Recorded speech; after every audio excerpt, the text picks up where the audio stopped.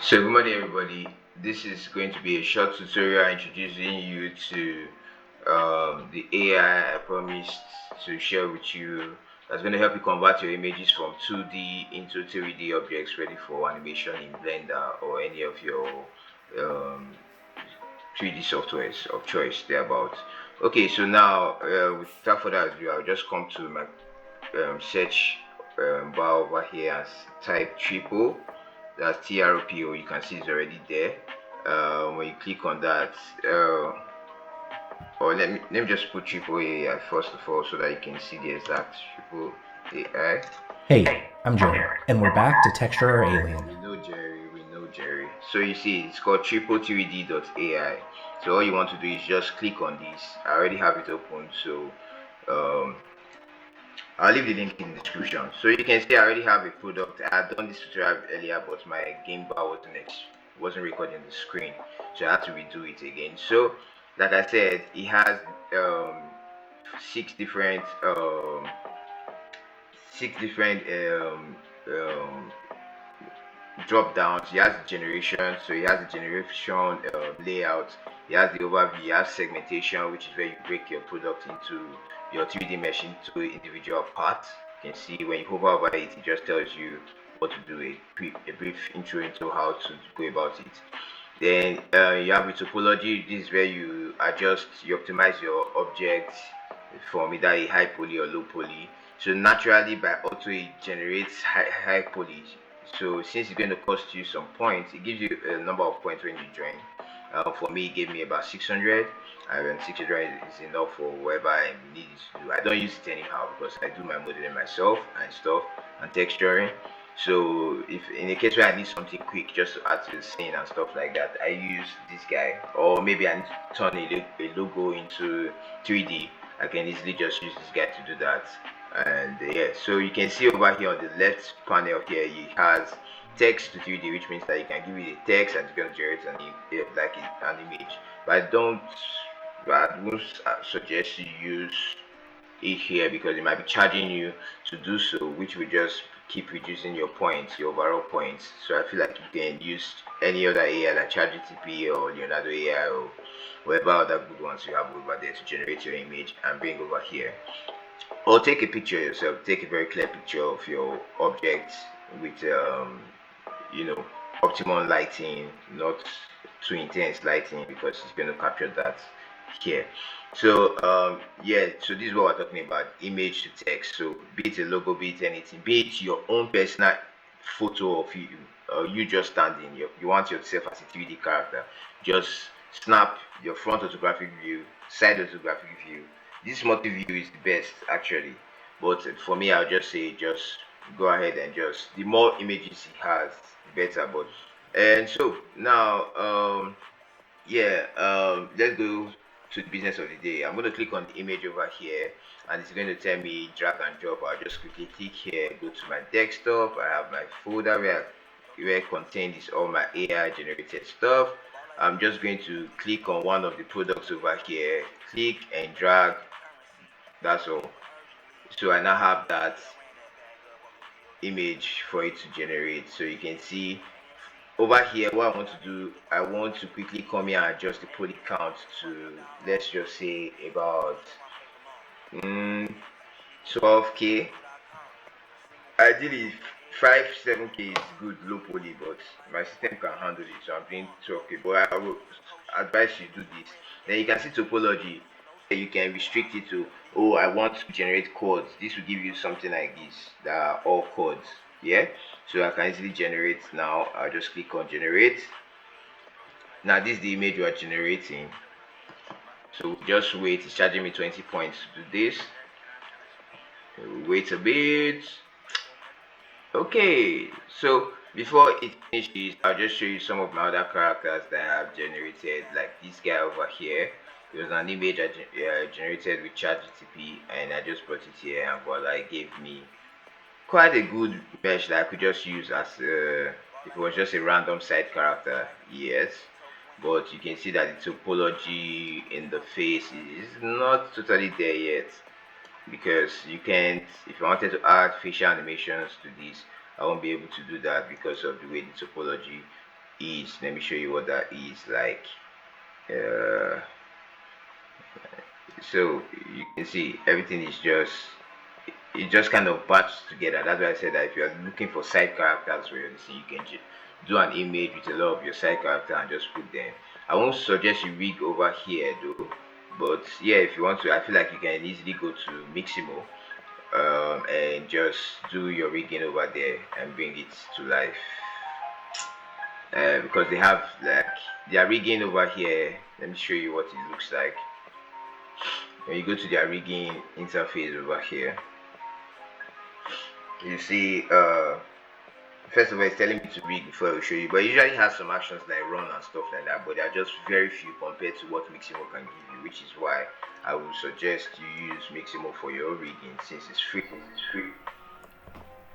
So yeah, back to our model. It has finished generating it, so I'll click on the model so we can see how well it did with creating this model.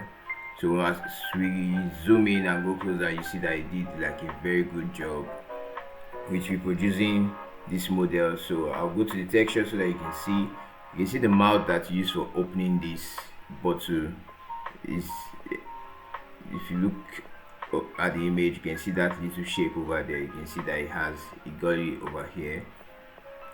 It did a perfect job with that. And okay, so now what we want to do is if you go to the UVs, you see they are all chords, and it's perfect because we can easily select loop cuts, select loops around and separate the cover from the body, which is going to be important if we're going to do if you're going to need that thereabout. So now we can generate textures. You see it has high definition textures, but that is a paid version. So for now we want to just come over here to texture alignment. You want to select the image you presented it with, because that's what you use to generate the model. So you just click on generate texture, and that's going to cost us 10 units of point. And we'll just wait. You can see it tells you that you can speed up the generation process with more coins, but who wants to do that? This is way faster than modeling it from scratch. So I'm just saying, but you feel free to go ahead and spend your units to speed up the process. Yeah, time is very precious after all. So yeah, we just wait a bit for it to finish with the process, and now you see over there it did a very good job. Now when we come back here, you see it has kind of projected the image to the UVs of the object, and I love that it didn't replicate this sticker at the back. That's beautiful for it to be able to know that. So yeah, but when you look at the image now, you can see it did a very good job capturing the light reflection on the oil inside the bottle, but you see that it doesn't, it's like a flat image. So we want to go to this PBR generation. It's going to generate this current map, which is like a diffuse map. It's just an image. It's going to generate a roughness and metallic map and every other map that's needed to make this object look like it's real in the real world. And immediately we do that, you see that instead of those image reflections that we're getting on the bottle right now, you start seeing that the object will start interacting with the light in the environment. So let's just wait for the PBR generation. Please watch the switch. Let's just wait for the PBR generation to be done, and you see exactly what I'm talking about. Can you see that? I'll zoom out and go around and just hover around the object.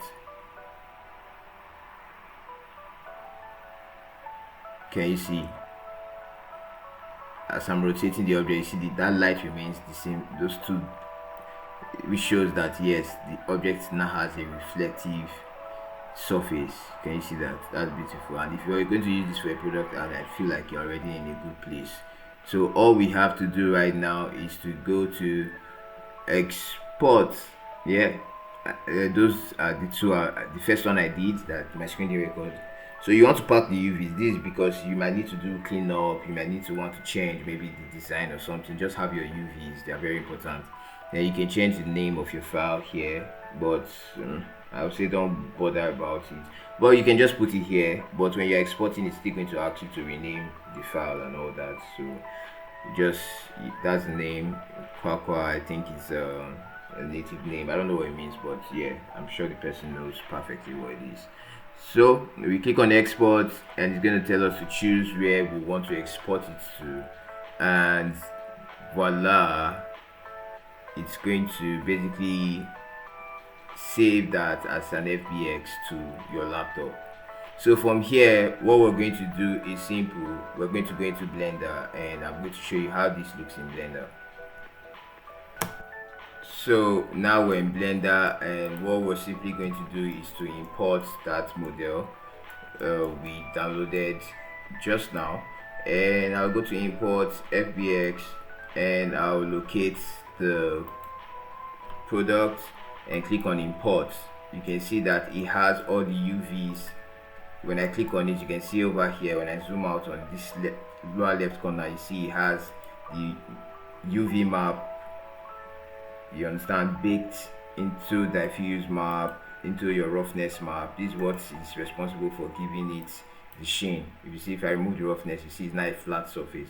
So if we had not made this a PBR, this is how your object will be looking. But now, because it generated those PBR maps, so you can easily just attach it, and you now have that roughness. This is your metallic map. It's a grayscale map, so you can just click that and attach it, and it gives you that a bit of a metallic look. Then this is your normal map. Apparently there's nothing normal, there's nothing, it didn't generate any normal map for us. It just gave us like a connection for it if we had the map. So what I'm going to do here is quickly is I'm going to duplicate this guy just to light it up so that you can see how well this guy is. So I'll go to the constraint tab over here, this guy here, click on this and click on trap 2. I'll come to the target over here, select this icon and click on this, so that way wherever I move the light to, I can animate the light to give some very cinematic look. So I'm just do that here, and selecting this guy that has the constraint. When I duplicate him, the guy I duplicated is going to have the same constraint, so you can just use that to ensure that your scene is properly lit. So now we now have something beautiful like this. Alright, so a lot of work can still be done to this, but I just want to let you know that it's that easy. If it was a logo, this logo, I had cropped the logo out, you could have that as converted into a 3D image or so, then separated by parts, and you can do individual rotation for each text and all that, if that was what you wanted to do. So with that, I've come to the end of this tutorial, and please try and like, share with your friend. Much love. I appreciate you guys. Thank you so much for your time. Yeah, see you in the next one.